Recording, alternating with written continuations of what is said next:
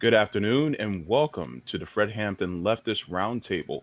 We are live here. Today is June 24th, 2021. All to my Fred Hampton Leftist co host, how are you all doing today? Uh, it's good to see you.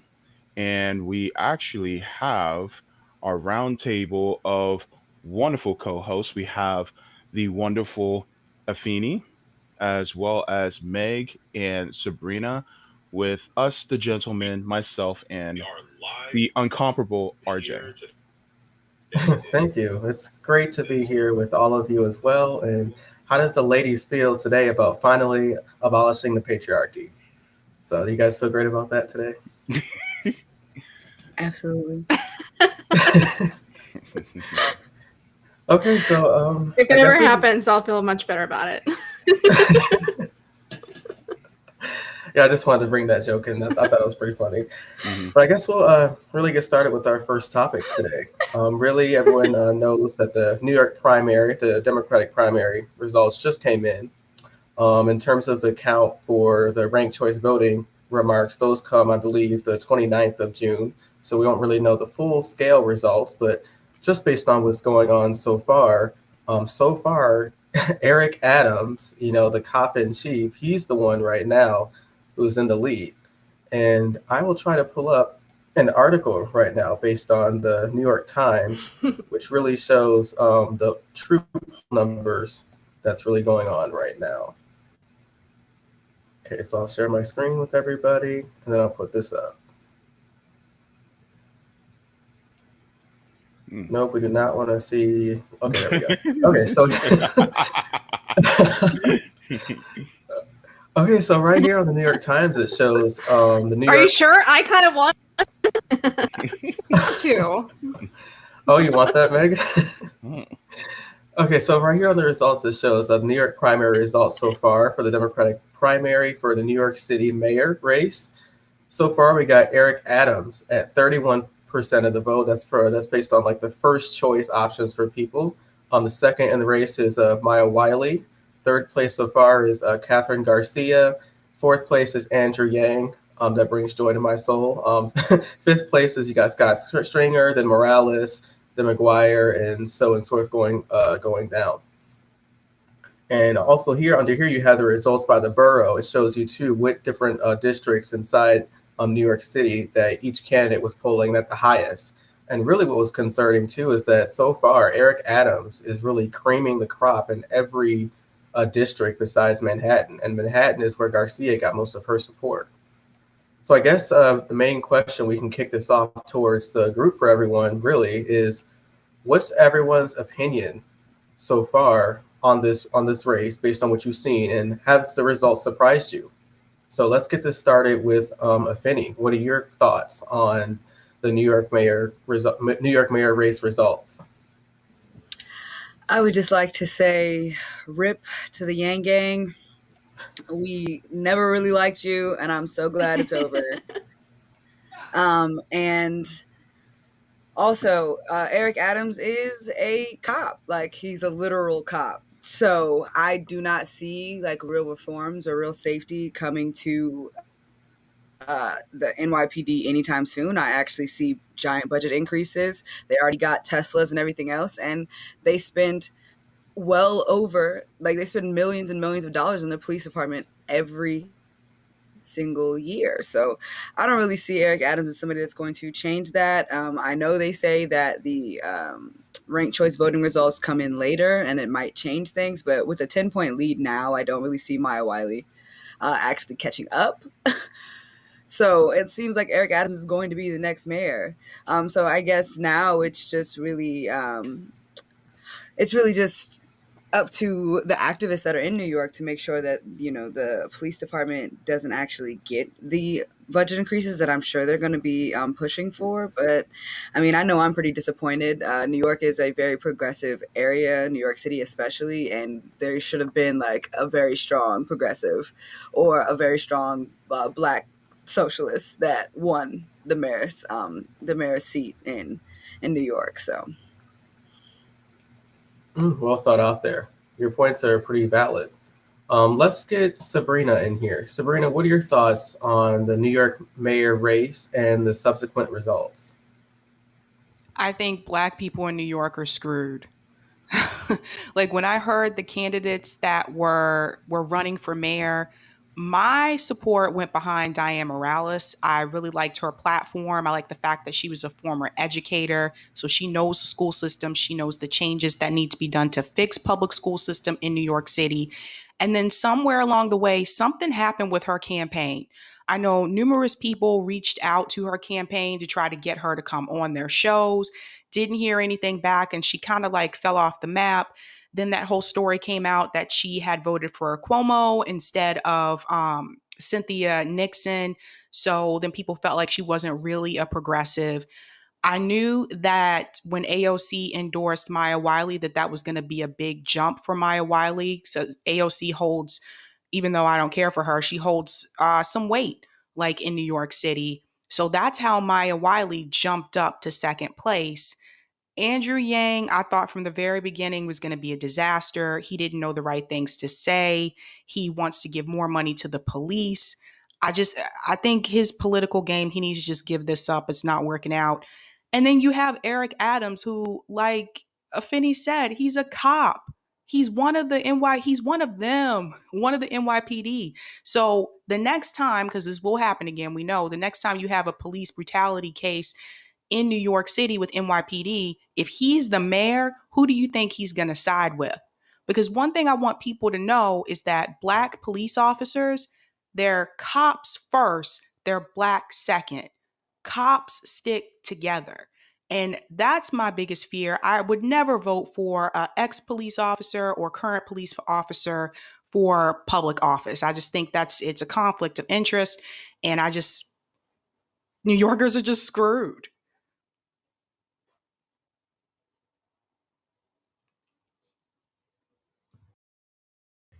Eric Adams was endorsed by Elliot Engel. Like, that's all you need to know about how establishment and terrible he's going to be at his job. Like, it's just so disappointing because Andrew Yang poised himself to be a progressive and he completely just fucked it up. Any political capital that he had is completely destroyed now, and I hope he never runs for office ever again because he's like honestly embarrassing. Um, but for there not to have been like a stronger progressive candidate running in New York to actually actually be the front runner of this race, that actually cares about working class people, that actually cares about the intersection of race and class, especially in a place like New York where there are so many different cultures and undocumented people there. It's just very disappointing to see that they literally put a law enforcement officer in charge of the city, the same city that gets terrorized by the NYPD.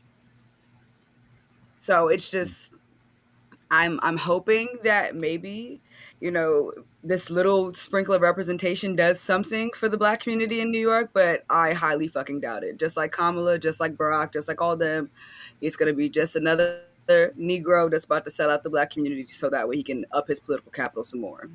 Yikes. Yeah, I agree with you that.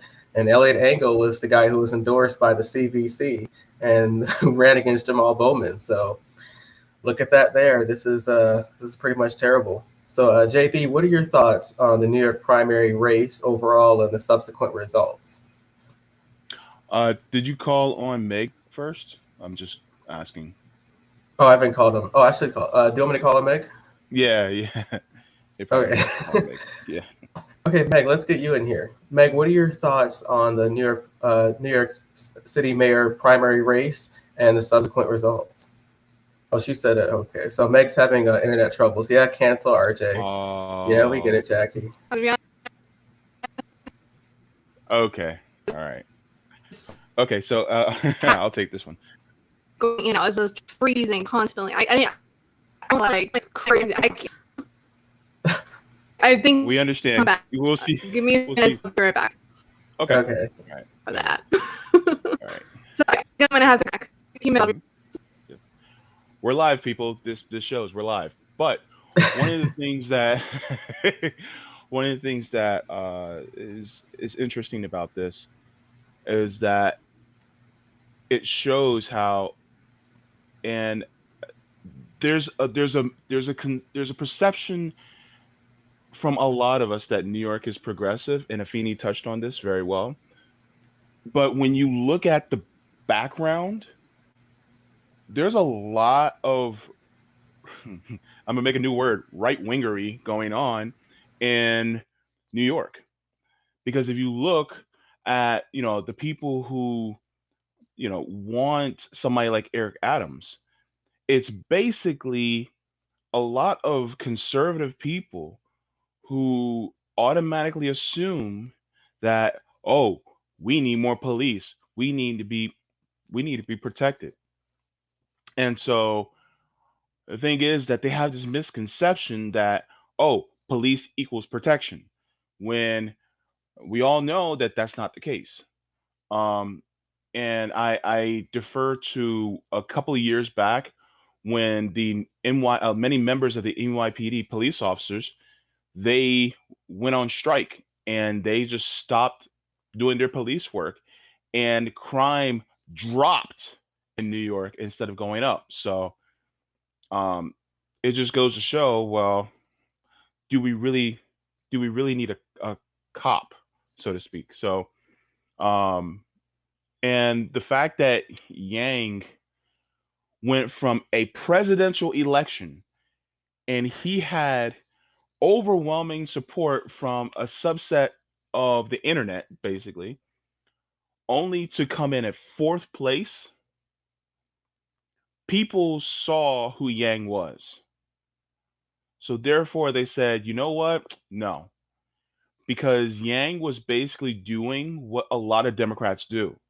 They try to be the tough on crime, and I mean, truth be told, Eric Adams is just a Republican with black skin with a D in front of his name. So I mean, that's my view on it.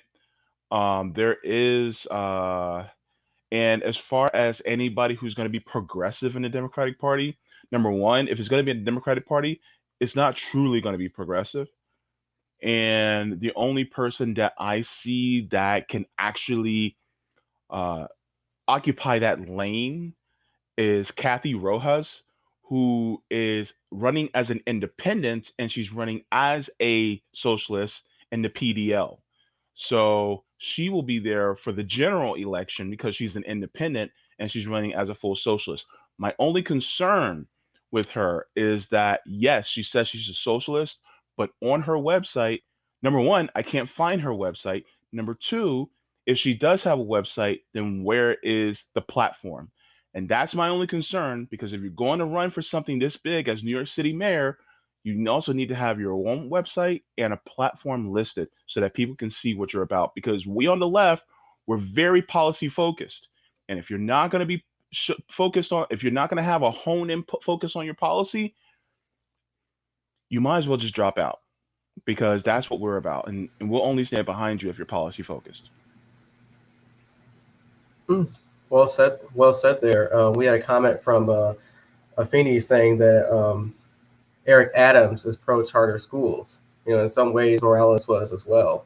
My interpretation of what happened with the results were pretty shocking. Like me personally, I didn't anticipate Eric Adams receiving that high of a support even early on. Like, yes, he was leading in the race, but the gap between him and second place, I didn't expect it to really be that big. And that's pretty scary, because Eric Adams is this guy who was on Twitter showing parents, hey, this is how you find contraband in the house, that your kids don't have constitutional rights in your home. So it's just this crazy right-wing bullshit that's happening right now.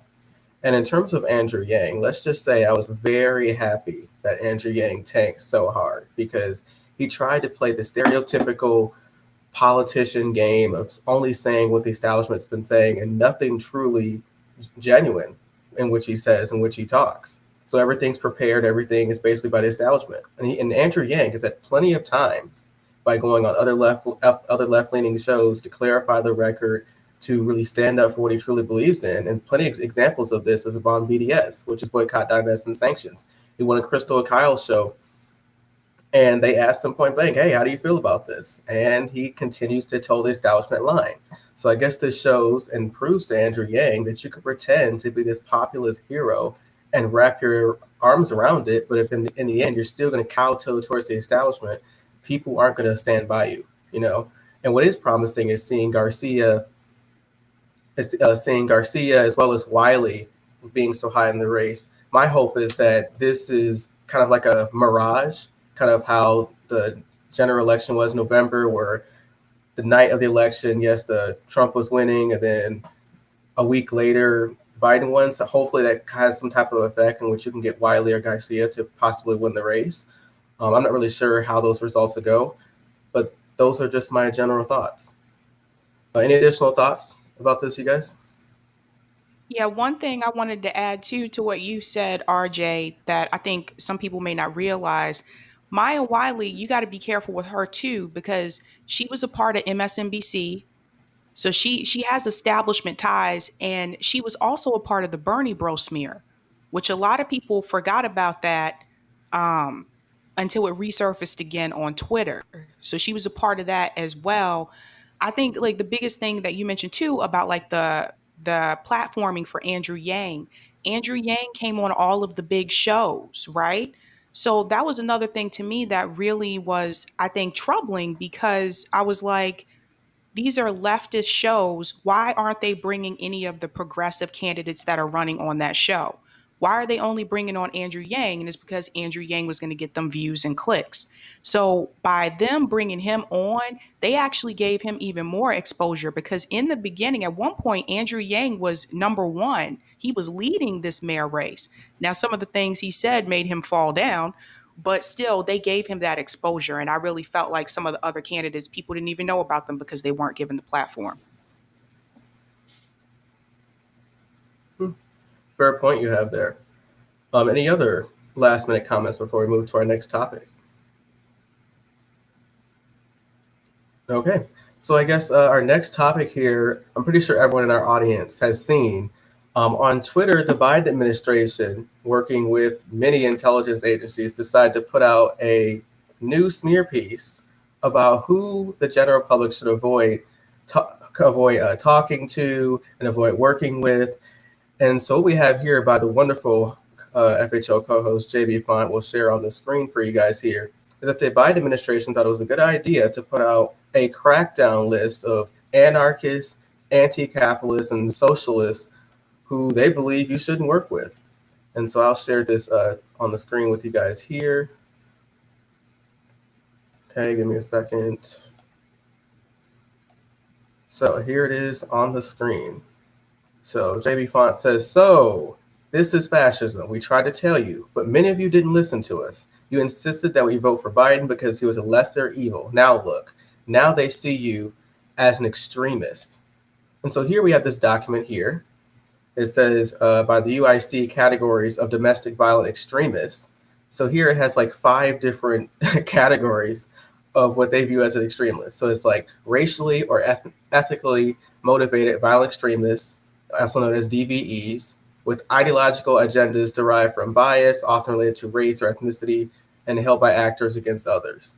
Then you have like animal rights or environmental violent extremists. Then you have abortion-related violent extremists. Then you have anti-government, anti-authority violent extremists, those like anarchists and sovereign civilian violent extremists. And then also lists other domestic terrorist threats. And so also JB Font has here, he has the entire full document here on the website. It's a pretty big document, so we'll put that out for you guys later if you guys want to check it out. But as of right now, I do want all of you guys' thoughts on how you feel this will affect socialists, anarchists, communists around the country who do share these anti-establishment, anti-capitalist, really anti-United States government feels due to what's going on with COVID, due to what's going on with the economy. So yeah, let's get Meg in here if Meg is ready for us. If not, we can go to someone else. But Meg, what's your thoughts on everything that we just read through so far about the Biden administration putting out this article?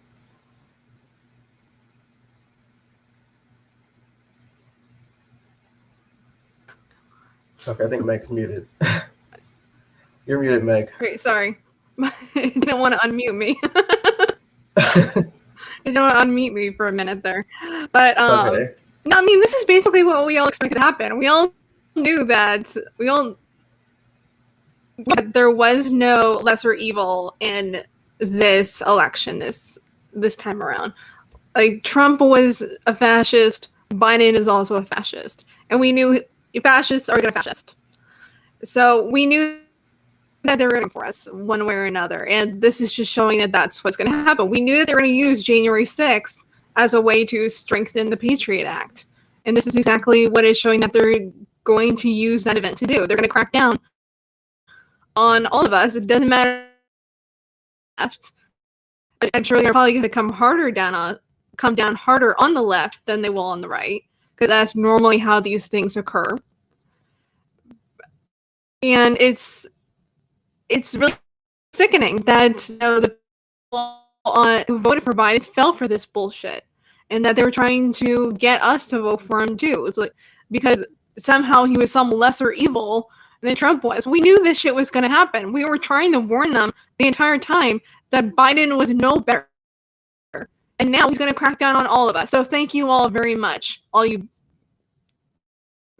I have no words for those. Sorry. I got a little heated there. But I think it's to hate on them for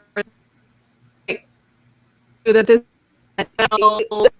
he well deserved going on who as enemy. This is what we talk about when we talk about free speech. This is one of the reasons I'm a free speech absolutist, because every single time that it's going to come down, it's going to come down on people on the left, people who are dissenting. Yeah. And yeah, I'll go ahead and end it there. But yeah, for those and who Meg's didn't crackles. Am I crackling badly? Yeah, your audio is pretty bad today. But Yeah. for those who didn't understand, Gosh.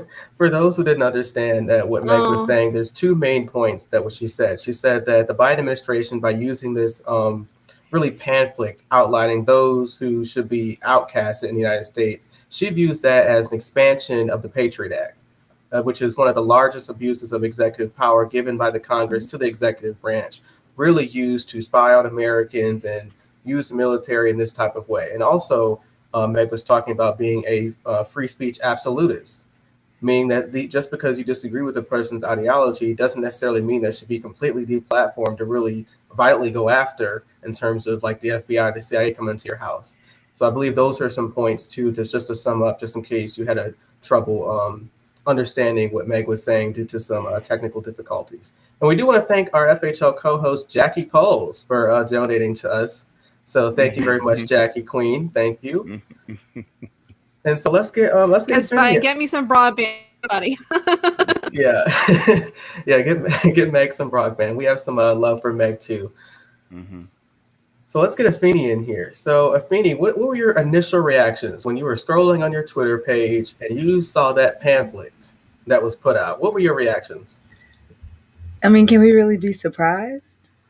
Bolivia, Venezuela, Burkina Faso, Cuba. Like, can we really be surprised? Of course, they were going to use January 6th as some like weird way to like blanket over whatever domestic terrorism actually is, even though 94% of domestic terrorism has been committed by white right-wing men over the past 5 years. So, but the problem with those right wingers is that they are upholding the system. They are upholding white supremacy. So that's not really a threat to them. The same way that Joe Biden and Kamala Harris can't even utter the words white supremacy out of their mouths, or the same way that they are going to very quickly call anybody that does not want to uphold the establishment and capitalism the way they see it. We are terrorists. We are this. We are that. You know what I'm saying? Like, the real terrorists are the police that are shooting black people down in the street. Those are terrorists. The real terrorists are the ones that are beating people and sticking dogs on people. Like, that's terrorism. Terrorism is what we do in other countries when we displace their leaders and we disrupt their governments, and then we send our military in and force people to believe that it's their own government that is attacking them. That is what America does. That is terrorism. We should outlaw that shit. But me wanting a better life for myself and for my community, me wanting to have actual real safety as a Black person, as a Black queer person in this country, that's an act of terrorism. Well, yeah, y'all can suck my dick. Like, I'm going to continue to speak out. I'm going to continue to try to dismantle capitalism. I'm going to continue to fight to dismantle the police and fight to dismantle carceral systems because I want real safety. I want real protection. And y'all are not going to continue to take away our rights. You try to take away our rights to guns, try to take away our rights to free speech, to actually being able to self-determine who we should be in this country and where and what our place should actually be. Yeah, no, like, we're tired of that shit. So they can write all the legislation that they want. They can put out all the pamphlets that they want. We saw what happened through McCarthyism. We're not going to stop. Like, it's never going to end. People may go to sleep. People may get complacent, but people that are tired of being oppressed, such as everybody that is like everybody on this panel, everybody that's watching this right now, like, there are thousands, hundreds of thousands of people like us in this country, probably even millions, and there are millions and billions of people like us all over the world because there have been mass global movements of actual social political power that is not based in fucking militarization, that is not based in fucking state or fucking based in the government, because everybody collectively, especially if you're marginalized, especially if you're indigenous, and especially if you're Black, is saying fuck the fucking establishment, fuck the status quo, and fuck capitalism. Period.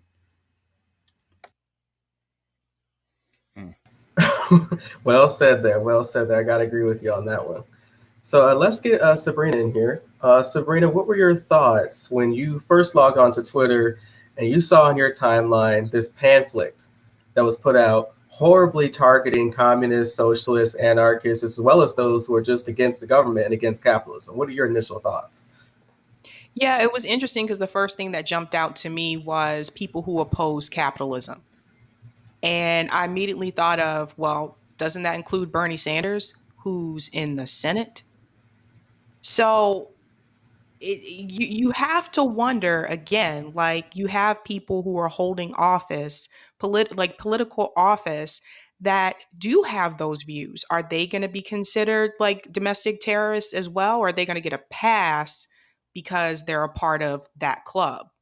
So that was something that stood out to me. And then recently, I actually just watched for the first time, I'm ashamed to admit it, but I just watched the Fred Hampton movie, Judas and the Messiah. And it focuses heavily on the, J. Edgar Hoover's obsession with communism, and how he was adamant about going after Fred Hampton to the point where, I mean, a lot of you guys know this, but the FBI killed Fred Hampton.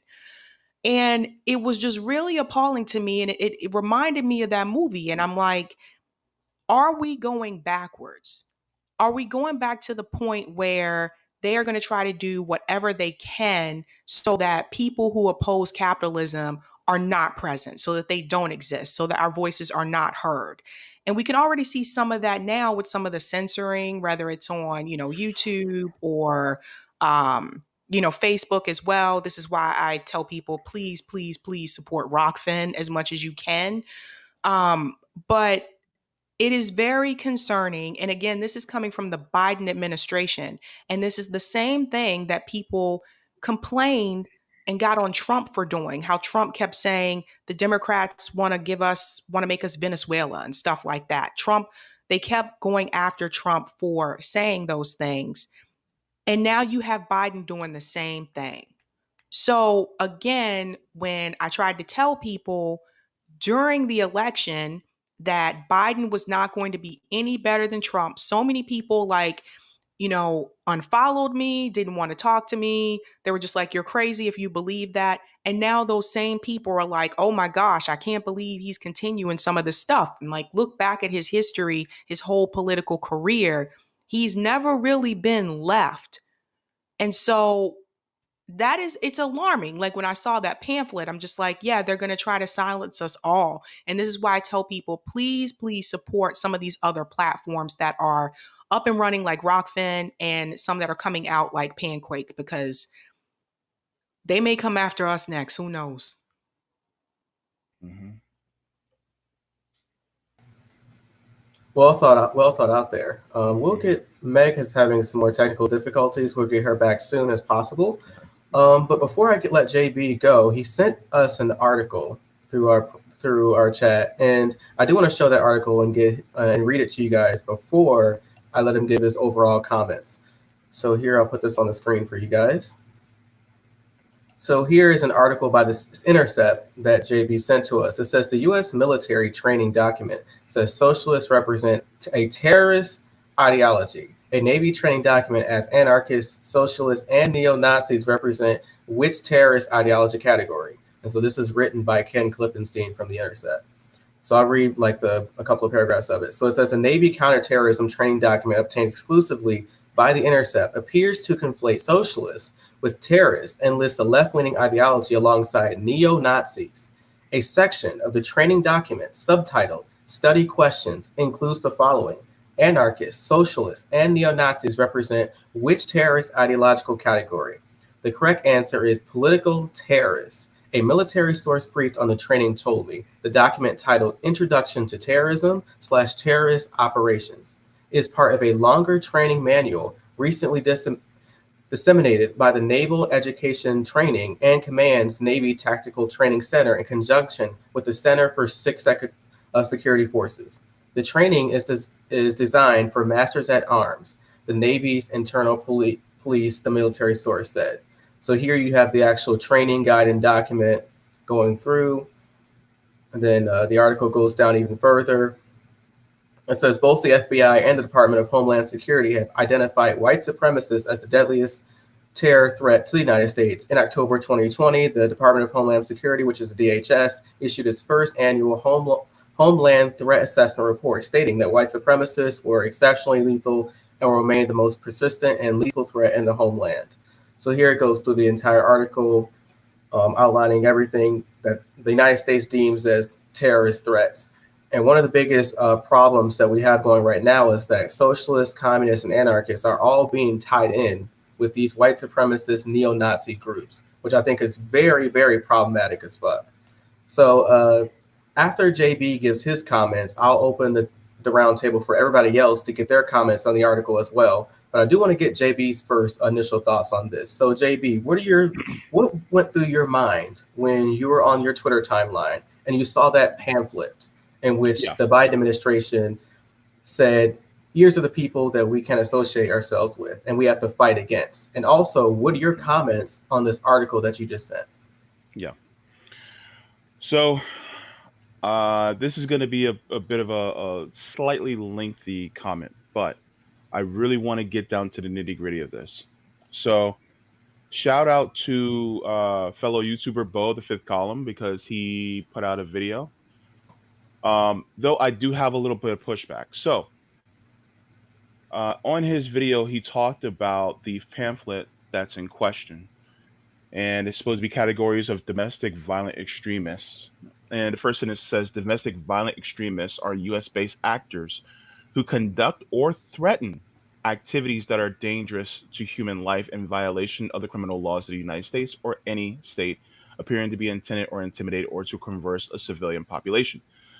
So basically, and what he was saying was it's just people who intend to do violence, right? But who defines that, and in what sense? Like, for instance, the people who were out in the streets at night after the quote unquote curfew last year during the protests, were they considered to be violent and or extremists? I would say the police were. Um, Now, this sets a dangerous precedent because now you're going to because they're not only shifting this as far as sorry, as opinion within the bureaucracy, but it's also shifting opinion among citizens, right? So now you're going to have citizens going, "Oh, this person's a socialist," and next thing you know, we have McCarthyism all over again, right? As far as the uh, whole thing with Ken Klippenstein, These are two sides of the same coin because, yes, this is for military training and this is for abroad. But as we know, a lot of things that they do in foreign policy end up coming right back to us here in the United States. So they're basically saying anybody with the type of ideology that we have, they are a terrorist. So this goes in line with what the United States has actually been doing for decades. Because every single time you had a democratically elected person who was a socialist or a communist, then the United States would try to overthrow them because they saw them as a terrorist. But why do they see them as a terrorist? That's the interesting question. Even if they couldn't even have any nuclear weapons or anything like that, but yet they're still seen as dangerous. Why? Why is the socialist ideology so dangerous? I mean, why is the communist ideology so dangerous? I mean, think about it this way. Um, who helped us defeat the Nazis? The communists helped defeat the Nazis. Now, that's what I can tell. That's what I know. And so, I mean, the mere fact that you have an ideology that is on the left that is being vilified, I mean, that I would say many of us, if not almost all of us on the left, especially anarchists, are deeply anti-authoritarian. So, as far as we're concerned, we're not dangerous. I mean, if anything's dangerous, it's capitalism. You want to know why? Look at the United States. Look at the increase in police force. Look at the militarization of the police force. That's capitalism. That's capitalism's doing. So for someone to go and say, "Oh man, socialists, you guys are really dangerous," and it's like, wait a minute. Socialism is the workers owning the means of production. Capitalism, capitalism is one of the reasons why we have the wealth inequality that we have, and now because of the wealth inequality, they want to protect their wealth, so they do it by means of occupying military forces and keeping us in prison, things like that, which is more violent. So as far as my opinion of these articles is setting an extremely dangerous precedent, and that precedent is is going to continue to push us into a capitalist hellscape that we're already in. I mean, and of course there's going to be many people who disagree, but we've been living in capitalism for how many hundreds of years, and this isn't no utopia. It still isn't. If it was, it would have happened a long time ago. So, not saying that socialism would be a utopia, but it definitely wouldn't have the inequality that we have today because it'd be focused on the workers, not on the rich. Well said there, JB.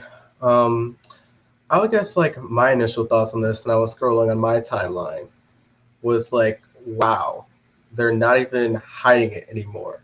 Like at least under Trump, at least they had to pretend not to, and they would use Trump as a scapegoat because he'll just say anything and say any type of crazy shit. But it's amazing how institutionally and professional, I may add, how they want to censor speech and really go after people with a different political ideology that they may not like. So this is some scary type of shit. This is how you get the Patriot Act. This is how you get all these massive expansions and really going after your civil liberties for national security. Right. This is what's happening right now. This is the state saying, "Hey, we're declaring national security. This is the reason why you can't do this or speak about this." This is how they slowly take away your civil liberties. So that's something to me is that I thought that was concerning. And that's just my initial thoughts on that. And I guess we'll open up the floor to really everyone for additional comments. It's just very terrifying because, Edward Snowden is still like not able to come back into this country without threat of incarceration. Like for telling the truth. And this is supposed to be a country that, supports people's First Amendment rights.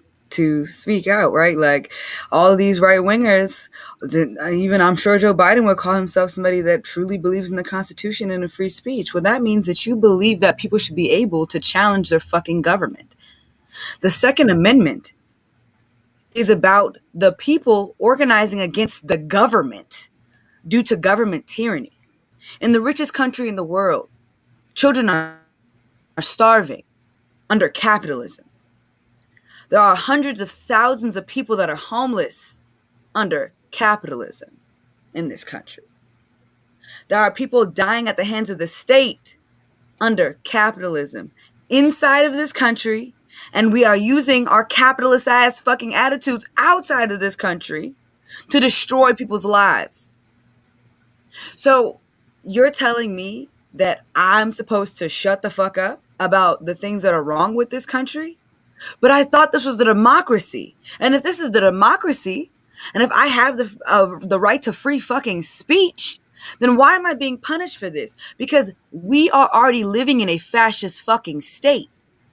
And we have been for the past 40 fucking years. In a country in which no Republican president that was not an incumbent, or for the past 40 years, can continuously become president without winning the popular fucking vote? Like, what? How does that make sense if this is not already a fascist country?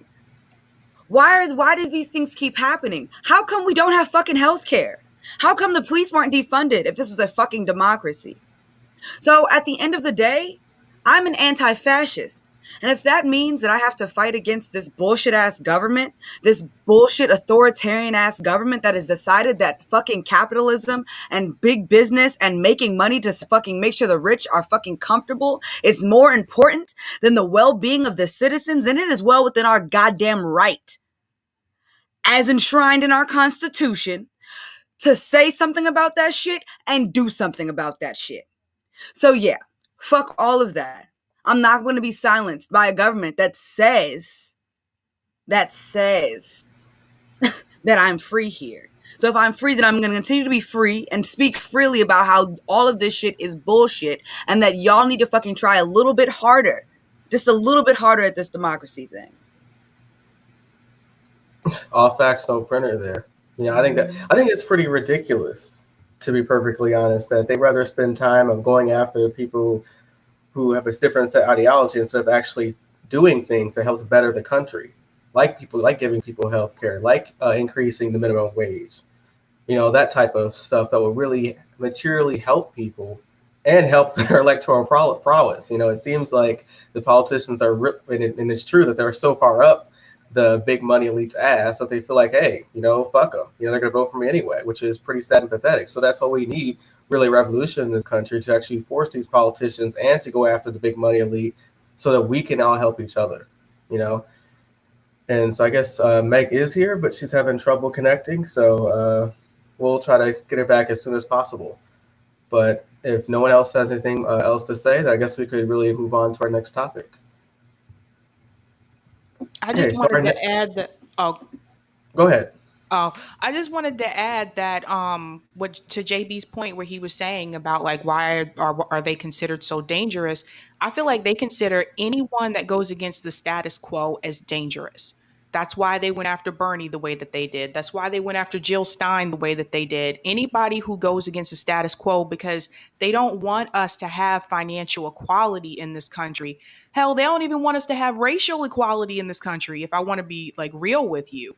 They want to have a level of people that are above the rest, whether it's based on financial status or whether it's based on racial status. They don't want us to all be on a level playing field. And you can tell that just by, like Afeni said, not giving everybody health care. They want some of us to have a shortened lifespan. If they had things their way, they would have some of us not even in this country. And I've heard people make these comments before that the country would be so much better if Black people or Indigenous people weren't here, even though Indigenous people were here first. So that's the root of it. They really don't want us to be equal. They don't want us to be on a level playing field. They like having that type of a seniority. They like having that. And now you won't hear many of them say that outright, but their actions will show you that. And I think that's important to pay attention to what people do and not so much what they say. That was a great point you had there. So I You know, guess we could. Go oh, ahead. I just wanted to add on to her point. It's interesting. You have a lot of people, especially capitalists, their whole reason why behind wanting to be capitalist because they want to be seen as better than somebody else. That's all it really is. It's linked to ego and haughtiness and arrogance. So it's I'm so much better than you because I worked more hours allegedly, or I was able to do this savvy thing, so therefore I made more money than you. It's just like, for instance, Jeff Bezos won capitalism. He won the game. Like, it's like, dude, okay, now you have so much that have more than what you know what to do with. Why not just give it away, right? But no, he keeps it. He hoards it. And I'm not talking about income. I'm talking about wealth. That's what I'm talking about, right? And because I think it was last week, was it the ProPublica article that talked about how some of the richest people in the United States, they barely pay even 1% of their wealth on in taxes. So they actually pay a lot less than even we do.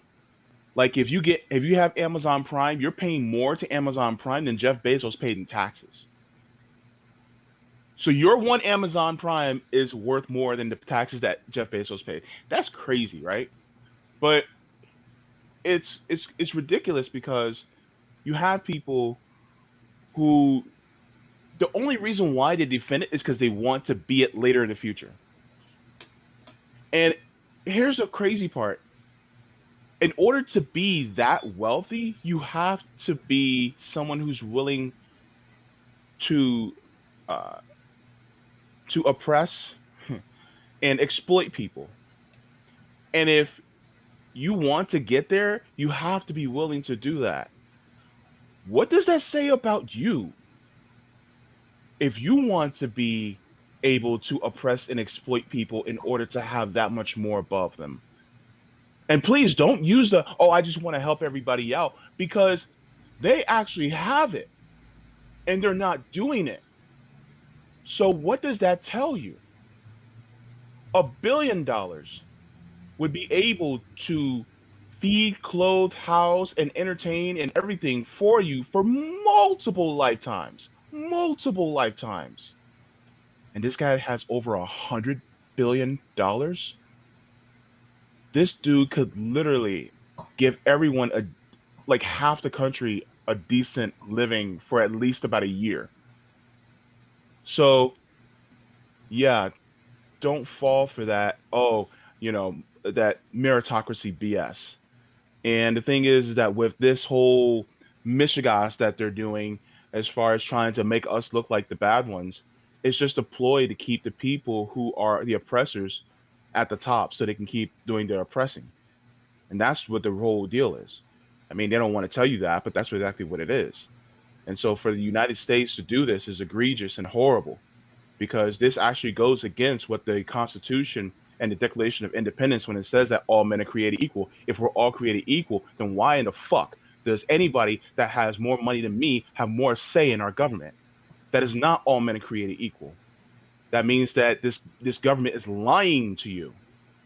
And so therefore, uh, the only way, like someone said in the comments, I'm sorry, I forgot your handle, but class consciousness is one of the only ways that we can actually stop this. And speaking out and talking against these different types of egregious acts, because this is dangerous.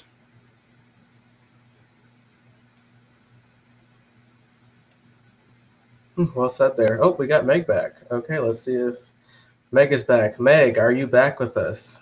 Can you hear us? Can you talk to us? Do you want to give some comments about everything that was said so far? Okay, she's unmuted, so she should hear us and she should be able to talk.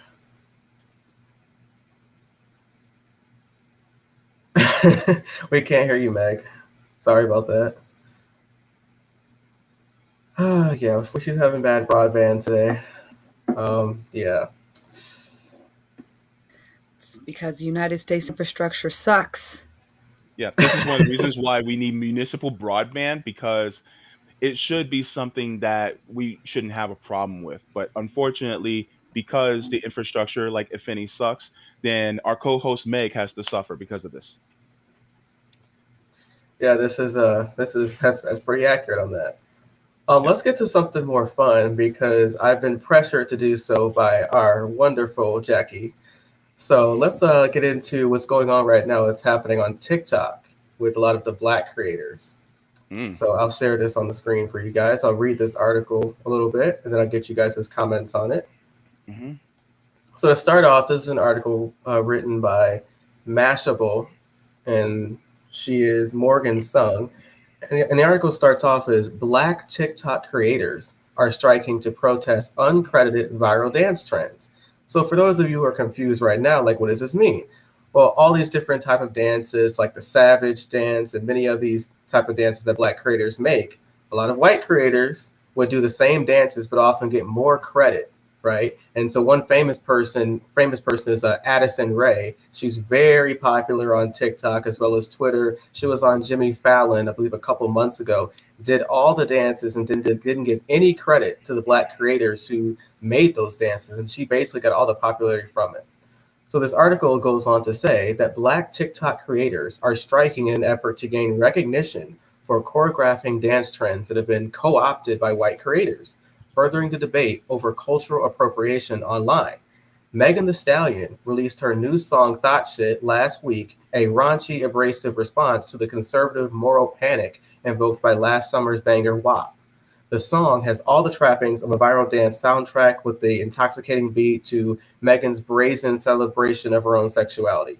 And one clip of the song on TikTok has been in 137,600 videos as of Wednesday. Another version has been used in 30K. Despite the song's arguable success, it has nearly 13 million streams on Spotify. No specific dance, however, for the trend for the song has taken off on TikTok because most Black creators are refraining from posting their choreography, right? And so as you go down here, there's a quote that says, creators who aren't Black will water it down to do the bare minimum of the dance and claim it as their own. So for instance, like when you watch a Black creator on TikTok, they do some of these cool dances, cool moves, different type of energy. And a lot of white creators like Addison Rae will just water it down to make it look easier. And it's really, really gross. And so one actual clip here is the actual difference between Addison Rae and some of these Black creators. So I'll play this right here as well. Nobody can see any of this, just so you know. All everybody sees is a blur. What'd you say? All everybody sees is a blur. Check your screen. Everybody's just seeing blurriness. Oh, that's great. What the hell? I thought I put it on. Okay, hold on. 1 second. How's everyone's? Okay. I wish I'd have known. We were sending you messages. You were not reading them. I was not reading. Okay, my fault. Thanks for. I don't know why that's so blurry though. That's so weird. It doesn't look blurry on my end though. It could be because you have too many tabs open. Yeah, that's probably why. Okay, let me just close some tabs that I already put on. Don't close this one though. So close out the presentation. Close out the tab. There you go. That we can see now. Okay, let me try this again. You guys hear the audio or no? Yeah, we heard the audio. We just couldn't see what was going on. Okay, thanks. Thanks for interrupting because I obviously wasn't paying attention through apps. Okay, that looks clear now, right? Yes. Okay, so everyone heard me talk about like Addison Rae and some of these Black TikTok creators being upset, right? Mm-hmm. Okay, so this is another video. This is actually a great example. I'll restart this and then play it for everybody. Why is it not? Okay, here we go. Full screen.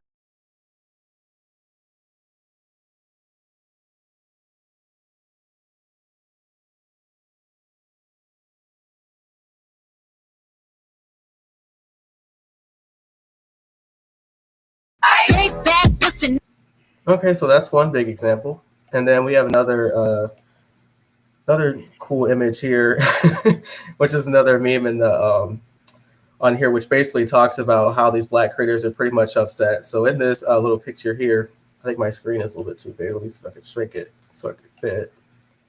There we go. You guys can see that better, right? Yeah. Okay, so it says here, white people under this sound because a black person didn't make a dance. The other side is psych. This app would be nothing without black people. So this is one example, but it's many throughout on TikTok. Like there's some videos in which black people look like they're about to make a dance, and then they protest. And then there's also some funnier videos of white people trying to make their own dance, and it's just complete epic failures. So I guess let's get Jackie in here first. Why not throw her under the bus? So let's get Jackie in here first. So Jackie, Unfortunately, we what were lost your Meg initial again. Her thoughts internet on- connection is murdered. It's just dead. So, Yeah, I Oh. feel bad. I feel bad for Meg. Hopefully we get Meg back in here soon. But let's get Jackie in here. Throw you under the fire, Jackie. Why not? Jackie, what are your thoughts see, on that's black how y'all creators always do striking? me. You just Yeah, Jackie's here, so throw her under the bus. That's what I'm here for. I'm here to be bait for buses. We value your opinion so much, Jackie. That's all it is. You value my opinion so much that I'm bait Yes. for buses. Okay. Exactly. Oh, look at J7. Jackie doesn't take fire. She produces it. Oh, damn. There you go. Thank you, Jay. So my take on this is that it is absolutely hilarious because literally, like I saw that on Twitter, and then of course, me being the avid TikToker that I am, I decided to actually check. Sure enough, it was when you looked up that that sound on TikTok, all the white people were just like, and it was like no, they had no dance, and I'm like, there is not a single white person who could do any choreography, like at all. Y'all can't come up with anything. And they were literally just waiting for black people to come up with a dance so they could steal it. It was crazy. Like I was waiting for because I remember in the 90s, we all watched Janet Jackson and then we would try to do her videos and Paula Abdul and all that. But then you had some people who would actually create dances to songs that didn't have a choreography routine. So I'm like, well, somebody's going to come up with something. Nope, nobody came up with anything. So I just think that was hilarious.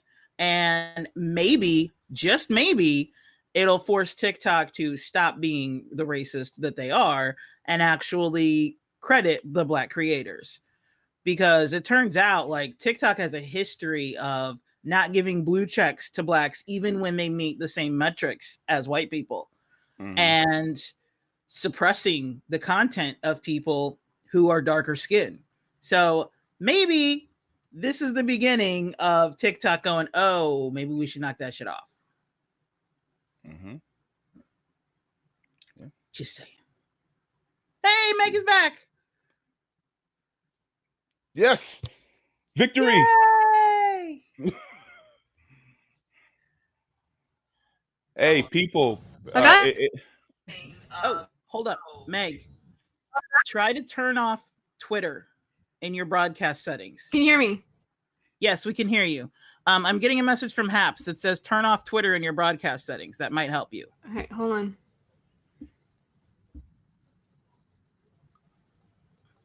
Okay, hold on. so there we go. Did we Anybody else figure want it to talk out? about TikTok?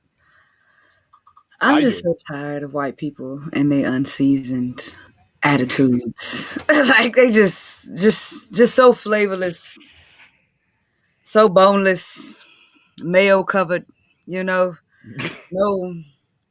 salt, no pepper, no cayenne, no seasoning salt, nothing. Just plain pink chicken breasts.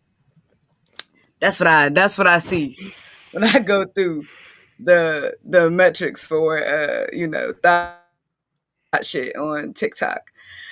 It's finally time for the girls to admit, you're not black. You could, no matter how much you pump your lips up, no matter how much you put fucking braids in your head that you know is gonna rip your edges out, no matter how much you try to do all this wild ass shit with your long nails and all that stuff, you can try to be black all day. You can try to do the mannerisms and talk about chili all day. But guess what? You will never have the essence of black people. You will never have the attitudes of black people, the excellence of black people, the creativity of black people, the love and compassion and struggle of black people that creates our art. Because that's what it is. It is art. And y'all have continuously stolen our shit as you tried to steal away our aesthetics. But now, what are you gonna do? Where are you gonna get it from? Come on. And y'all say that y'all need credit, right? Y'all deserve the credit. Let's go ahead. Let's see 1, 2, 3. Put something together. Where is it at? Cause doing like this to that shit don't make no sense. It don't make no sense. The instructions are in the song, and y'all are still fucking it up.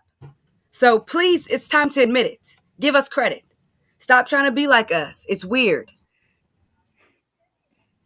And do things that pretty white people do.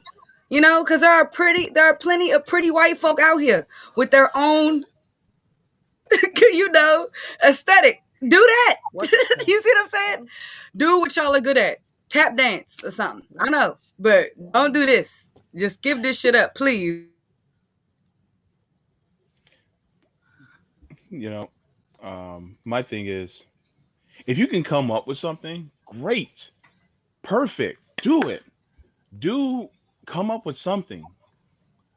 I don't care if it's somebody at white that comes up with a great dance, as long as you originate it. And if you rip it off, then shame on you. Um, because I'm gonna be real with you.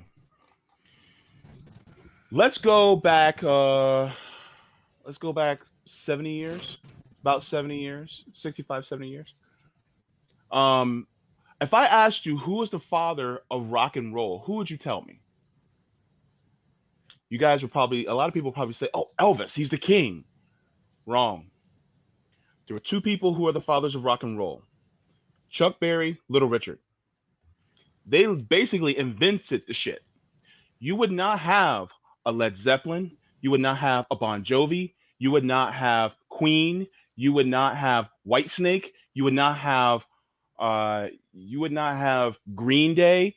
You would not have Kings of Leon. You would not have any of these bands. You would not have none of them. Guns N' Roses. You would not have none of them without Little Richard, Chuck Berry. But did they actually get the actual credit that was due to them? No. Same thing with twerking, right?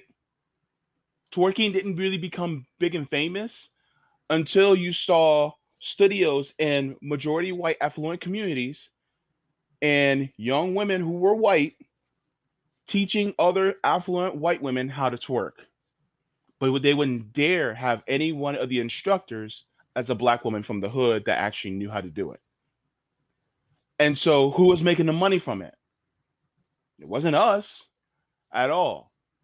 So my thing is, if you guys want to come up with something, perfect. I love it because creativity is amazing. But give credit to where credit is due, right? Because the thing is that there's so many different things that we have done as black people, but every single time we turn, it's taken away and it's appropriated. So we have to be careful with this because at the same time, there's a lot of wonderful things that white people have done. There's a lot of great things that they have came up with. But the thing is we give credit to where credit is due. That's all I got to say. Yeah, I just want to expand on what JB said. This actually happens all across social media, by the way. And I actually did like some research on this a while back. And it's not just TikTok. You see it on Facebook, you see it on YouTube, you see it on Twitter. In fact, if you go on YouTube, you can see a white person and a black person can have the same video about the same topic, can even have the same title. And 9 times out of 10, the video that is recommended to you is the one by the white creator. And so this was an issue on YouTube for a while, even before like TikTok came out. That's why most of the people who make a lot of money on YouTube are the white content creators. And black content creators, even back then, they were speaking out about that. Like, why is it the black content creator videos aren't being recommended? Why is it more so the white content is being recommended? So these systems that they have, these algorithms are inherently racist. And Kamali and I have talked about this as well. If you put certain words like in the title or certain things that you talk about, YouTube will automatically demonetize the video. Now, if you're not monetized, you don't see this yet. But once you become monetized, you'll start to see how certain things are flags for them. So the algorithm itself is racist. The other problem is, too, all throughout history, like JB said, it has been a trend in this country where Black people create the content and they're the originators of it, and white people will copy it and get the credit for it and get the monetary rewards for it. Elvis Presley is notorious for stealing Black people's music. You had someone that came out like in the late 90s, early 2000s, Kid Rock, same thing, taking Black people's music and putting it into their songs and making more money off of it simply because they're white. And you have these journalists, and you have like entertainment platforms that will say it is trendy, and watch for that. If you see a Black person do something and a white person or white artist do the same thing, why is it that when the white artist does it, it's trendy? This is what I tried to tell people a long time ago about the Kardashians. These are white women who have basically every now and then they will appropriate Black culture. You'll see Chloe with cornrows. You'll see them like all like, oh yeah, this is poppin', this is fad, or whatever. And entertainment media will say they are trendy. But when Black women have braids in our hair, when we talk that way, when we dress that way and act that way, we're called ghetto. So why is it that when a white person does it, it's cool, it's hip, it's trendy, but when people who are Black actually represent our own culture, we're shamed for it? So pay close attention when you see those things in media. And this is why I tell people always ask yourself, where did the original content come from? Someone just put in the comments Justin Timberlake. Perfect example. Justin Timberlake is another one who has continuously over the years has copied off of Black artists and has made more money than them for doing the same thing. Now, I don't want to get across, make people think that I say that white people shouldn't be able to dance to this stuff or sing this stuff. That's not what I mean at all. But you have to ask yourself, there is something inherently wrong in our culture when white people are awarded more for it, when Black people are the ones who came up with the idea and started it, and we're not given those same monetary rewards. So I want people to pay attention to that the next time you go on YouTube, the next time you go on TikTok, and you go on all these social media platforms. Pay close attention to who is pushed out to you and why that is. Mm-hmm. Nate. So let's go to So Jackie. you really did like no warning or anything, just boom, right on up Nope. there. Nope, Anyhow, throw you right in there. I wanted to jump in because she just mentioned Sabby just mentioned Justin Timberlake, and oh hell no. Okay, so this motherfucker not only so he was not invited, he was not popular enough to be invited to the Super Bowl yet. Yes, I'm gonna do it. I'm gonna go there. He was not popular enough to get invited to the Super Bowl on his own. So he was riding the coattails. First of all, his entire solo career is due to nothing but Black people. Okay.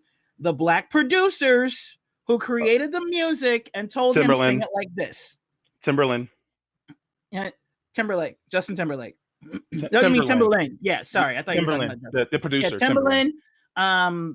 Homeboy from homeboy from Neptune. What's his name? Pharrell Williams. Thank you. So Pharrell Williams, Timberland, they made Justin Timberlake who he was, right? Basically. He does not get an invite to the Super Bowl without Miss Janet Jackson.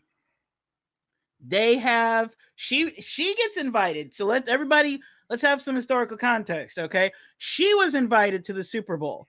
She decided to bring in her friend Justin Timberlake, right? She decides to help him push his new album and promote his song. And they perform her song. She brings him in. They perform his song. In the process of that, he rips off her shirt area, shall we say, and she's just got like pasties.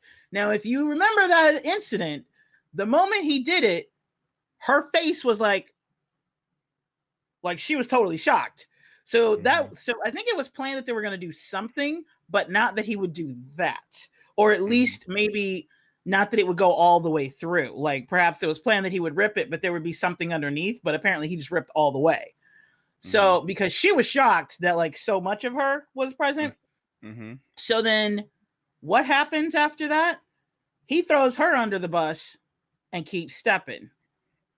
And his entire career is a Michael Jackson lookalike contest. Okay. His entire post NSYNC career is a Michael Jackson like pretend to be situation with the help of black people. Okay. So then he puts out a song. So then he just lets Janet Jackson take the heat because remember, he wasn't the one invited to the Super Bowl. She was. And he wasn't the one exposing anything. He exposed her, but she was the one exposed. So he just let her go ahead and take all of the heat. And then when she went on Oprah and was like, yeah, it was kind of cold that he didn't even come to my defense. What happens? He puts out a song where now I heard the song, but I didn't know who he's talking about. I thought he was talking about some rapper he had a beef with, right? No. Turns out he was talking about Janet Jackson. He puts out a song where he tries to say, you're not even in the top 10. Bitch, you wouldn't be on the top 100 without copying her brother or being invited to the party from her. But you're just going to backslide. You're just going to forget all of that and then actually go after her. Oh, no, buddy. So then I'm watching the Super Bowl one year and I'm watching the halftime show just because I didn't feel like changing it, right? Justin Timberlake comes on and I'm like, let's see if he's going to do right by her. This is like 10 years later, right? And I'm like, okay, it would be fitting if he really has, because he did this whole tour, this whole press tour where he was like, I'm sorry. I know I let her down. I didn't think about how society looks at women, especially a woman of color and blah, blah, blah. And he did this whole like apology tour, like on all the things, like Good Morning America and everything, right? So I'm like, okay, he can redeem himself by flipping the script because Janet Jackson was banned from performing on the Super Bowl after that performance. So I'm like, well, he'll flip the script, right? He's going to bring her on.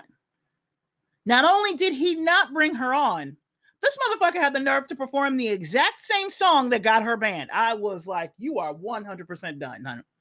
100%. And I have not watched his shit since then. I haven't listened to his music or any of that because I'm like, no, I see you. You're going to stand. Because then like, I think it was the year before or that same year, he ended up doing a posthumous Michael Jackson video. And I'm like, buddy, you can't trample on his sister and then try to ride his coattails. No, get off the train, buddy. This ain't for you. You know what else he did too? He also disrespected the memory of Prince too. And this really got to me when he came back again and did the Super Bowl. Prince, the purple one. So I'm a huge Prince fan. Prince made it very clear after he passed away or when he would pass away, he never wanted his image to be replicated in the shape of a hologram. He said, after I'm gone, let it be done. What does Justin Timberlake do? Goes back to the Super Bowl, puts up a hologram image of Prince, and starts singing Prince's songs. That is so disrespectful. Yeah. 100%. Now, I just want to address one thing to my white gay males. I just wanted to have a little bit of a discussion with you for quick. There has been a disparity, yes, in the gay community.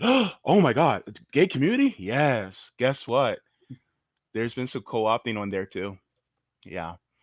Every single time you see somebody go, slay queen, yes, or something of that, or, oh, you would throw some shade. Yeah. Or spill the tea. A lot of those came from black women. So I'm not saying you can't use those. Go ahead, use them. But for all the ones that are super famous who made it more popular to say, you got it from black women. So give credit where credit is due on that one too, because it wasn't originally from you. Now, if you guys want to make something original, cool, but yeah, even in the gay community, it happens. So I just wanted to point that out there. You know, as a fellow gay, I would also like to say that Stonewall was a fucking riot started by a black trans woman.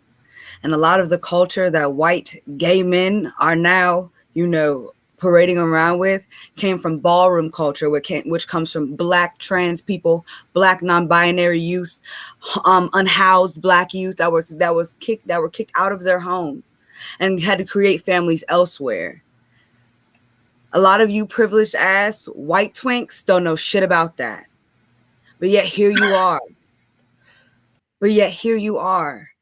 Disrespecting. And I just want to say, just to throw a little bit of DC in there, fuck Nelly's, period, on 9th Street and U, because 2 weeks ago, they dragged a black woman down the stairs by her braids, and this is a white gay establishment. And the issue is, Hold it, what? At the end of the day, y'all continuously, and white gays are the worst ones, y'all continuously eat our culture. White drag queens like fucking Alyssa Edwards continuously eat our culture and spit that shit the fuck back out. And then shit on black people, abuse black people, disrespect black trans women, disrespect black non-binary people as well. Fuck no. As far as cultural appropriation goes, the gay community is probably the worst ones. The white gays are the worst ones, worse than the Kardashians and all that, because they perpetuate that same violence against black trans people. They are the ones that help uphold those attitudes and help and fucking force out real equity and real inclusion in queer spaces. No, fuck, literally fuck them. Fuck you. And fuck all these white girls that can't dance on TikTok for stealing all of our shit. Fuck Addison Rae. Sis, your shit looked real funky. It looked real sweaty. It looked unseasoned. We ain't that. You know what I'm saying? It had no flavor. It had no swag. You can't give what you don't have. And most white people ain't got no goddamn swag. And Addison, bitch, you definitely don't. So give us our coin. Repair us. Give us our reparations. Because without us, you would not have the global domination of American culture that you do. Because all cool American culture comes from the hood. The most excellent of the black folk. The hood. The thugs. The ones that y'all try to throw away. They're the same ones whose culture you are appropriating off of and fucking commodifying all around the fucking globe. So yeah, no. We're done with all of this bullshit with y'all trying to take our culture and pretend to be us. Y'all cannot do it. Y'all try to kill us off and y'all try to steal our shit and make money off of it, and we're fucking done. We are fucking done.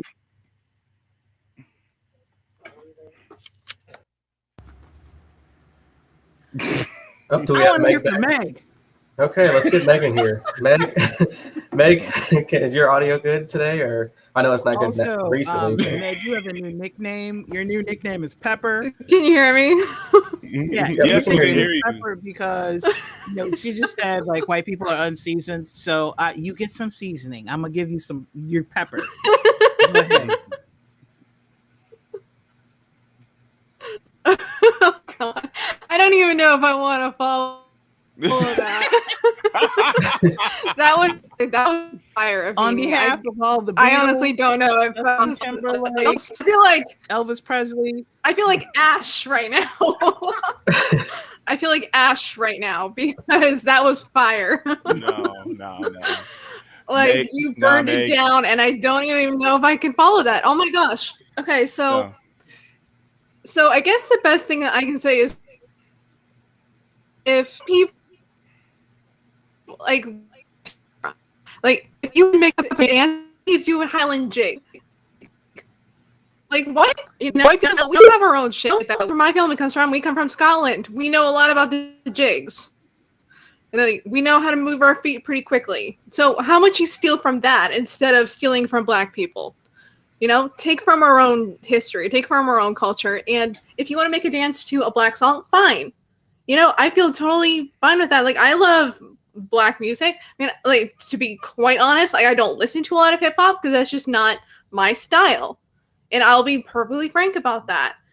But, you know, that doesn't mean that if you do enjoy that music that you can't listen to it, that you can enjoy it. But know what the fuck you're doing. And so Yeah. that's, I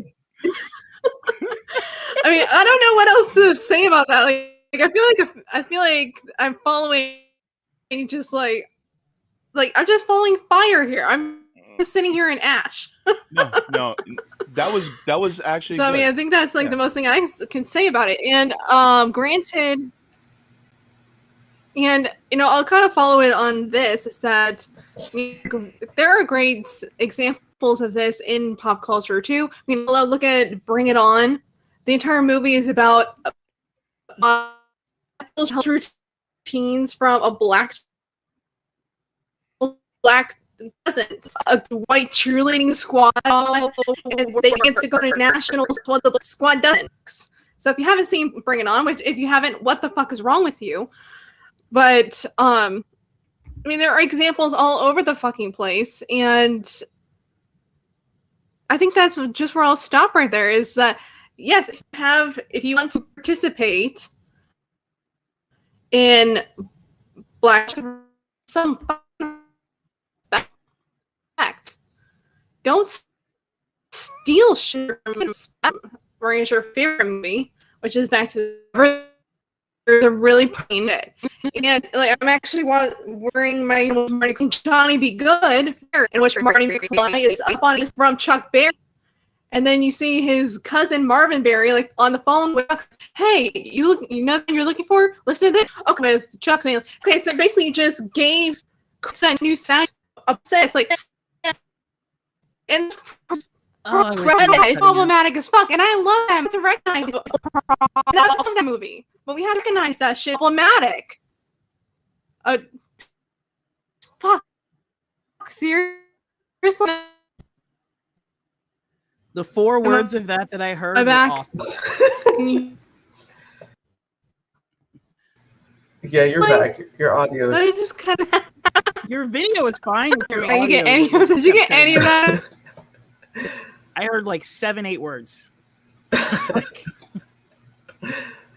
do recognize that what she tried to say at the end was she was talking about Johnny B. Hey, okay, so basically, yeah, like even like one of my favorite movies, Back to the Future.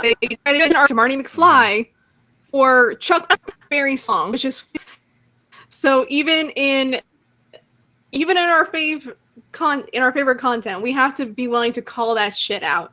Like you can't give credit to a white man for a black man's sound. Like that's fucked up. So don't do it. Okay, according to Jay, I'll end there. According to J7, Meg is freshly cracked pepper now, so that's the more fun nickname we have for Meg here. Excuse me, did y'all just do this again?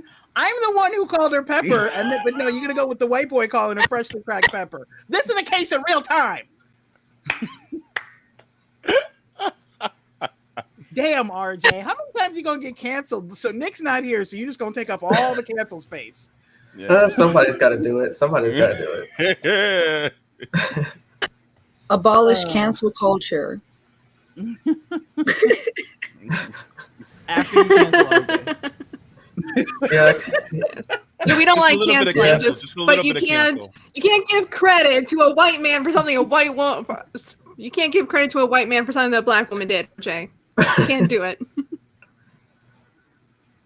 Meg, you had a Freudian slip there for a second. Polish culture. What? Bacon the Vampire Slayers got me. Did I cook? Did I cook again?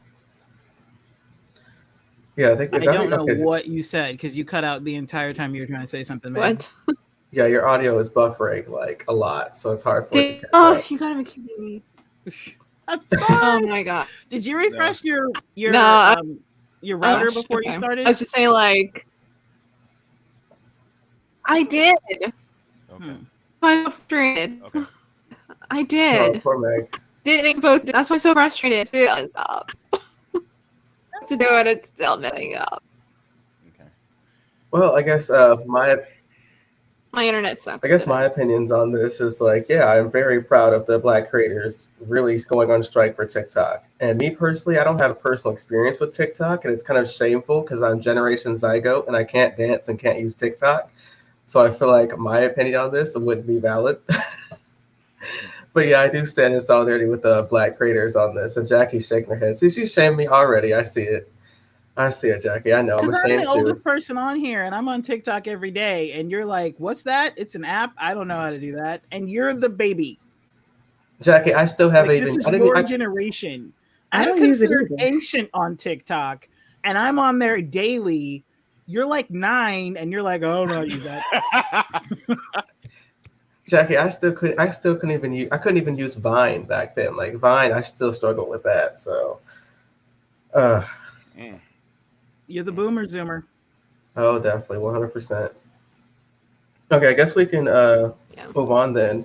I was and saying, bring- Oh, go ahead, Meg. like, I just want to say, I want to see I want to see some white girl out there put a Highland jig to make the stallion or something. I don't know. Make it happen. Just use your own dance. Do some ballet or something.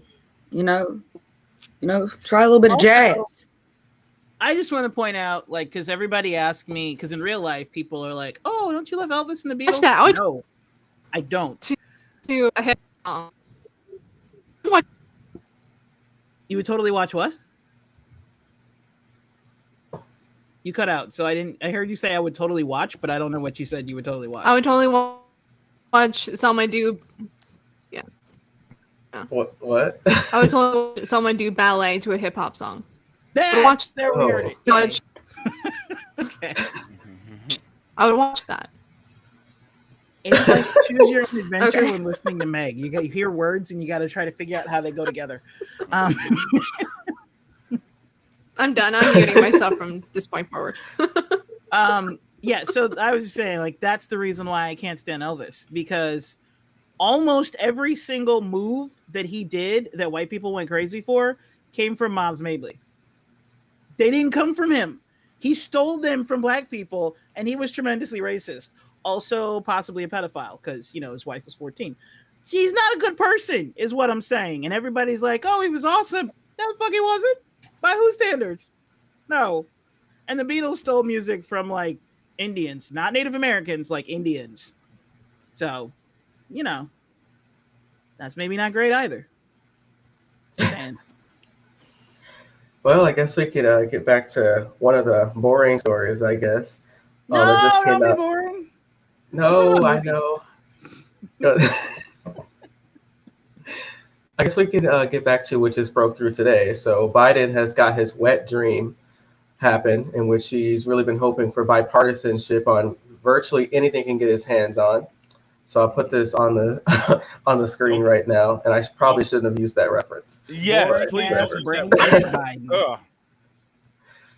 We were having so much fun, and now you're like, let's bring that fun all the way down to a 1, and let's talk about boring ass brain dead Biden. That fool don't know where he is, He in the basement somewhere. Okay, you guys can see this, right? right? looking Yes, for a we can Werther's see it. original caramel candy. That's what he's looking for. Okay, so everyone can see this on the screen, right? Yes. Okay, so this is a Politico article, and it says Biden endorses Senate's bipartisan infrastructure agreement. President Joe Biden on Thursday endorsed the bipartisan infrastructure framework clinched by 10 senators appearing alongside them at the White House to declare we have a deal. So Biden came back after senators and administration officials reached a breakthrough Wednesday evening and will only add momentum to the proposal as it winds through Congress. But while a White House green light marks significant progress, the infrastructure accord still has a long way to go before being enacted into law. So the president did have some hard lines of which he wanted. So it said the president even vowed Thursday they will not sign the bipartisan bill unless Democrats in Congress passes other social spending priorities, including child care and as well as clean energy. The bipartisan framework led by Kirsten Sinema and Rob Portman, one by a Democrat from Ohio, a Democrat from Arizona, other Republican from Ohio, would include close to $600 billion in new spending on roads, bridges, and other traditional infrastructure projects. Sinema said no one got everything they wanted in the package, and we all gave some to get some. So it seems like they came up with some type of agreements. In terms of the progressives on this, the progressives have also made some hard lines. They want a second infrastructure bill highlighting towards really child care as well and paid leave provisions as well. So I guess we could, and before I throw it to the panel, let's all basically go brain dead and listen to Joe Biden speak about this outside the White House. No. Where's me?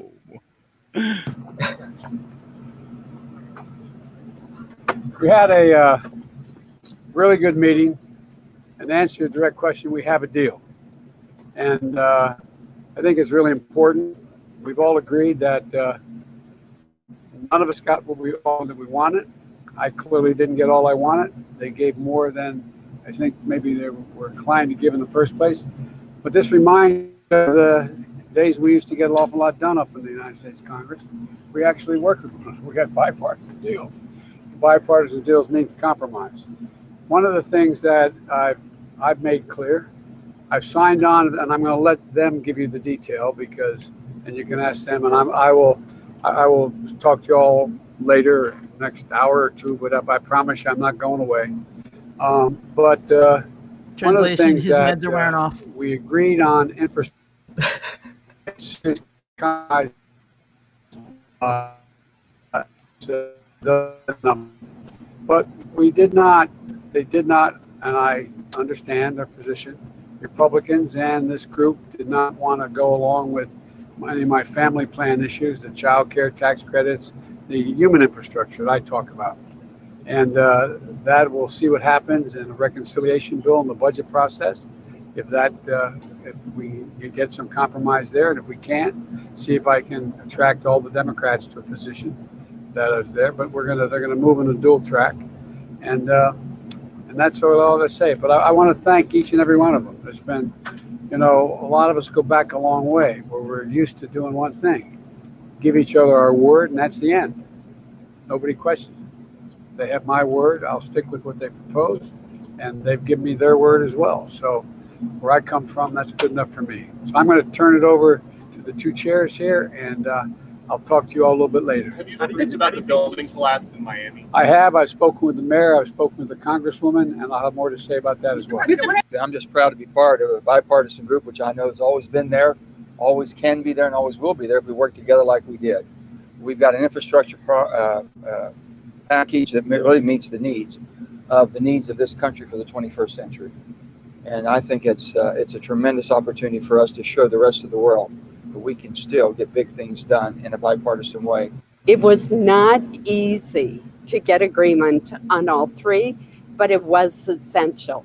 It was essential to show the American people that the Senate can function, that we can work in a bipartisan way, and it sends an important message to the world as well, that America can function, can get things done.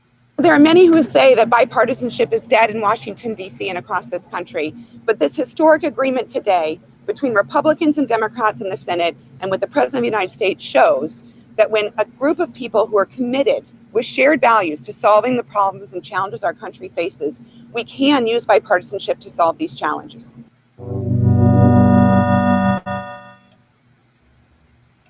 Okay, so that was the video that was shown. I'll open the floor to the panel for a discussion. So what do you guys think of this current situation going on right now with the infrastructure bill. Biden has apparently got his bipartisan support. So, what's everyone's thoughts on that so far? I'll go first. How about the only time in this nation, we'll say, that you get a bipartisan situation is when it's something that is usually a Republican platform that almost always does absolutely nothing for people, might actually even cause people harm. Here's my question: Democrats and Republicans got together. Did they do anything to end climate change? Did they cut the military spending? Did they drop the military in a minimum half? Did they do anything? Like, here's the deal: scientists told us a couple years ago we only had like 11 years. So at this point, we're about like 8, 9 years left to be able to turn things around so that global warming doesn't get to the point where we're just spearheading right into our extinction. A lot of people don't realize global warming doesn't mean the climate just gets warmer. Global warming doesn't mean the earth disappears. The earth is going to be just fine. Until the sun explodes, earth's going to be chilling. Humans will be dead. Humans will go extinct. That's what climate change is really about. It is making our climate, our habitat, the part where we live, inhospitable for human life. We have less than a decade to fix that. So, unless it's about fixing that, I don't want to hear shit you got to say. After that, if you're not going to give us Medicare for all, if you're not going to give us reparations, if you're not going to cut down on the wealth inequality and actually help the people of this country, I don't want to hear shit about shit, because nothing you're doing is going to do a damn thing to help people. Mm-mm. That's it. Yeah.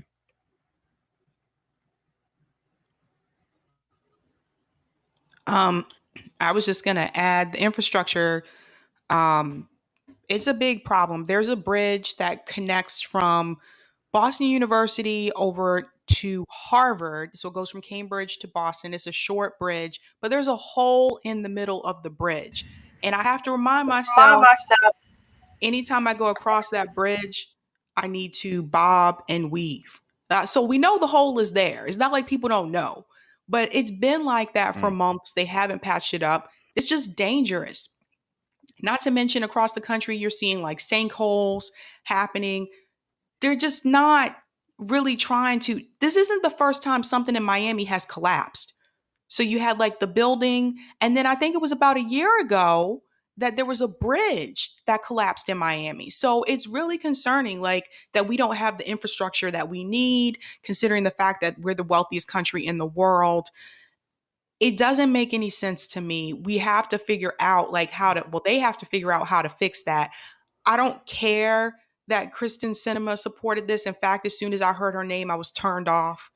She's just not really there to fight for us, because every time I see her, I still think about the fact that she voted against the $15 minimum wage. So I don't feel like she's really there to help either.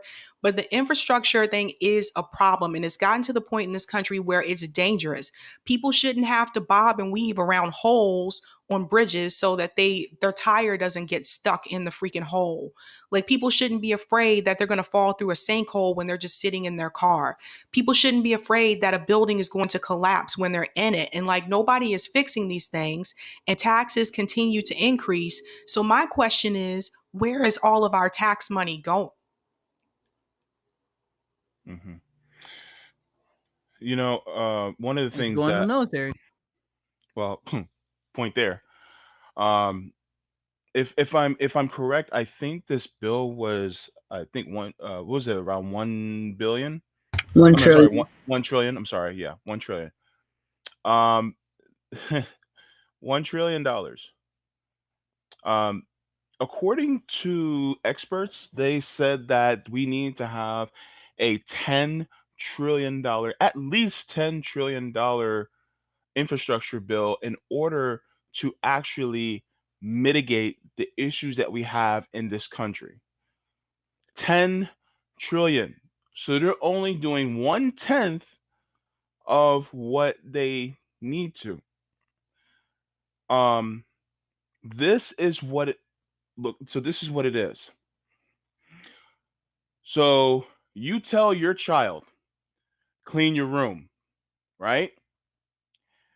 They do a little sweeping, then they do, they dust a little bit, then they go, okay, we're done. And you're looking at the room and you're just like, wait a minute.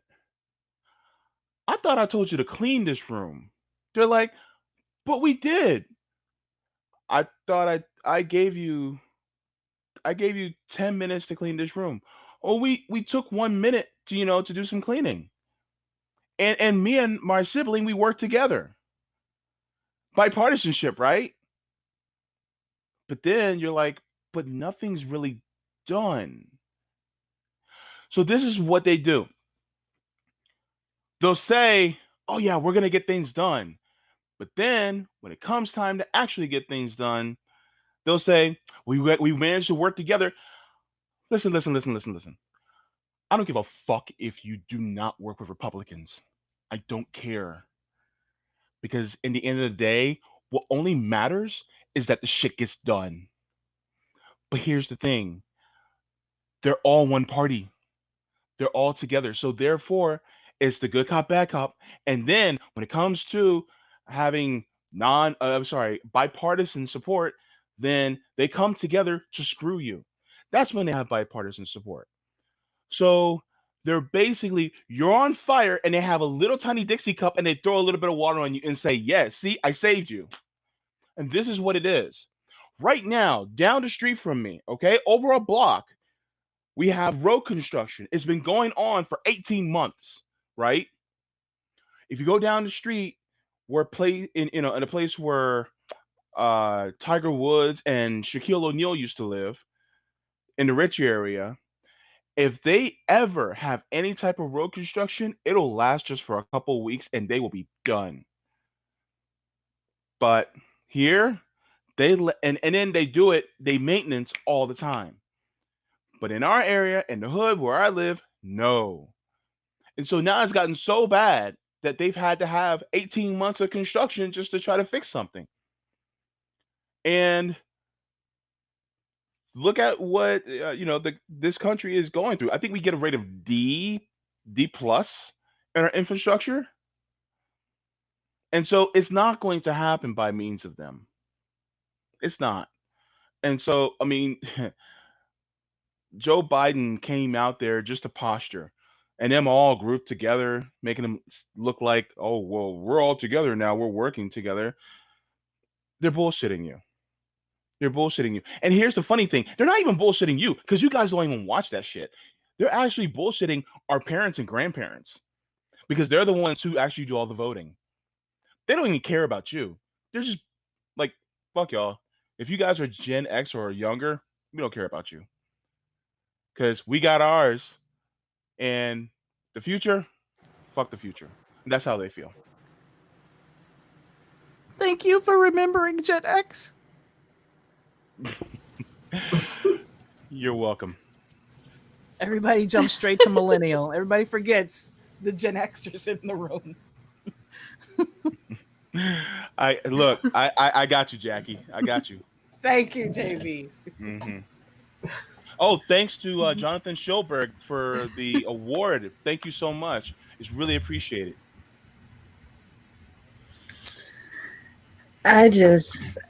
$1 trillion. That's a great analogy, JB. Thank you.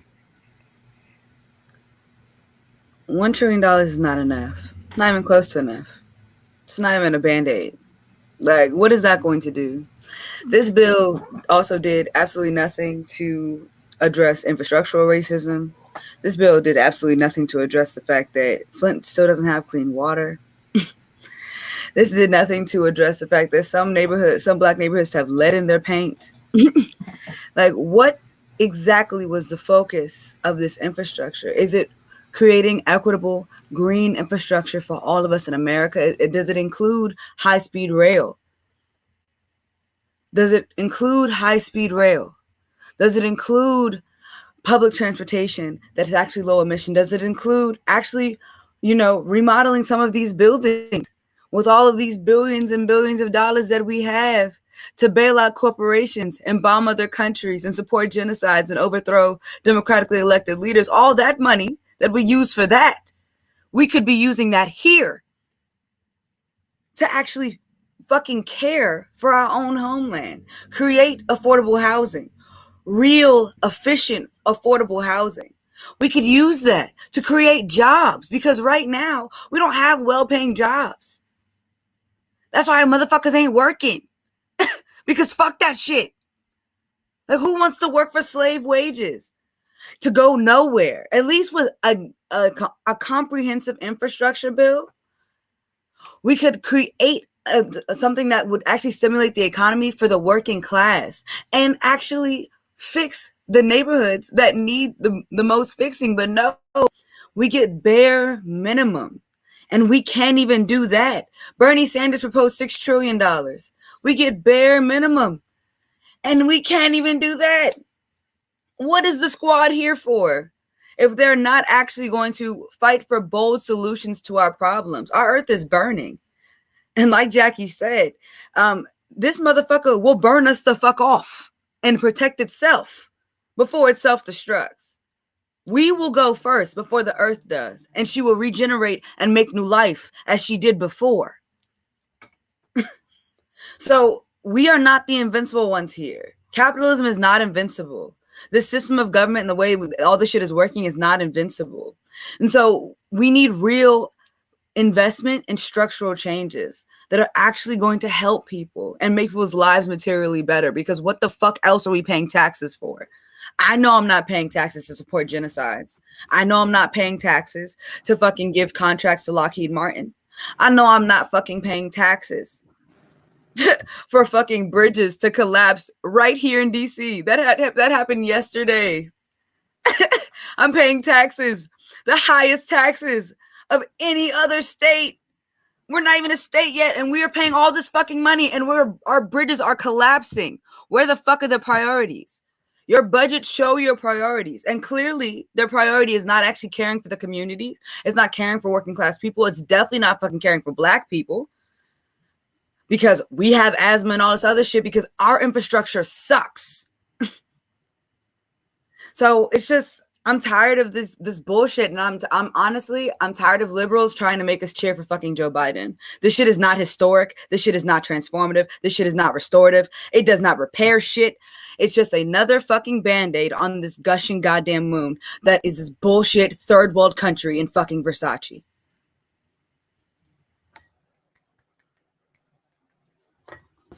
Damn. Here. Amen. Damn. Right. She went Negro spiritual on our asses. What's crazy is that Where my tambourine at? Yeah. Damn it. We need a fan. Amen. Yeah, you can hear. What's crazy is that 16. What? So we can hear you clearly now. It's great. Mm-hmm. Don't jinx it, man. Let her talk. Oh, that's good. Yeah, seriously, RJ, what the hell? You don't call attention to it. But what's crazy is that $16 trillion that even Bernie suggested for the Green New Deal, that only is like to get us up to like bare minimum where we should be. That has nothing to do like with creating, like the futuristic, infrastructure that we need. In order, it doesn't get us out of the problem. It only brings us up to where we should be headed at this time. Mm-hmm. So, I mean, even like this $1 trillion, like it's one, just like Afeni just said, it's a Band-Aid. Mm-hmm. It's the same as like him only canceling like what $1 billion of student debt. I'm sorry, how exactly does that solve the problem?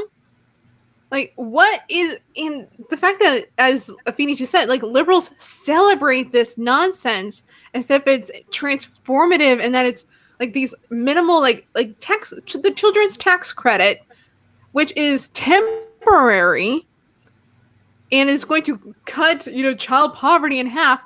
For how long?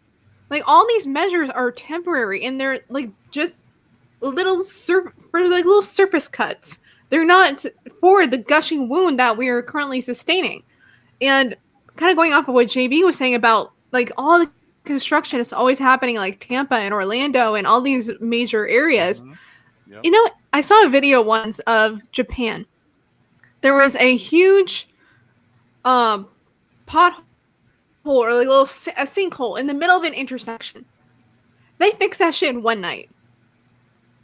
They fixed it in one night. In the United States, that would take maybe 2 months. 2-3 months. But they did it in Japan in one night. Why the fuck can't we have that kind of expediency here? Like, kind of speak here. Like, when you know how to prioritize and understand where something is a crisis, like infrastructure, the fuck crisis. If you care is a fucking crisis, and what a crisis is, structure is a person that don't understand this that can put off for now. Like, do we really need? Do we putting just something that much money? Like, do we need? Because that's not a fucking crisis. We have several crises happening at one time, and we're not dealing with them. And we don't need taxing people vast amounts of money or to do it. If you understand MMT, they can spend it now. They don't have to. Yes, they for MMT. True Green New Deal. We pay for things. Thank you, Jay. Tomorrow. They don't give a shit. If they want to pretend, if you pay more to have to taxes or have to borrow money. We don't have to do either of those things because we can produce the money. We are a currency issuer. We don't have to do any of those things. We can just create the money. Like, just tell the Fed, hey, we need to print some money. All we have to worry about is making sure that we don't increase. So go check this out because we don't have to tax. Make sure that we're not familiar with people do this shit tomorrow. Like the fucking tinted Christ that is. This is a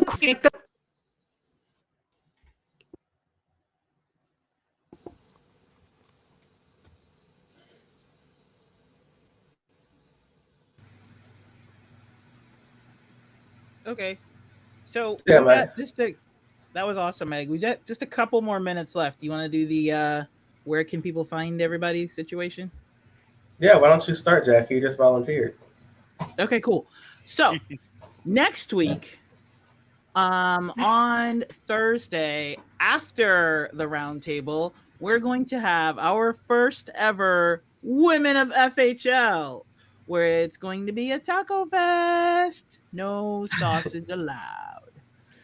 So it's going to be all women. That is going to be at 4 p.m. Pacific, whenever Eastern, like 7. Nope, 7? Yeah, sounds right. 4 p.m. Pacific, some other time, figure out your time zone. And then don't forget to check out Nerdolitics on Mondays, 7. 1 p.m. Pacific. And what? Oh, 7. I guess it's 7 Eastern for the women of the left. Or for women of FHL, which is next Thursday. And then every Monday, check out the live stream of me and Killjoy Meg when she hopefully has better internet. And we talk about cool, fun stuff on Nerdolitics from 1 to 3 Pacific. I think it's 4 Eastern. Whatever. That's my pitch. All right, let's go to Sabrina. What do you have going on next? 4 to 6 Eastern, yes. That. Oh my God. Sorry. There's just a lot of stuff going on. Oh, okay. So next week I'll be interviewing Lee Camp. He recently did a video about the Tulsa massacre and what he learned about it. So we're going to be talking about that.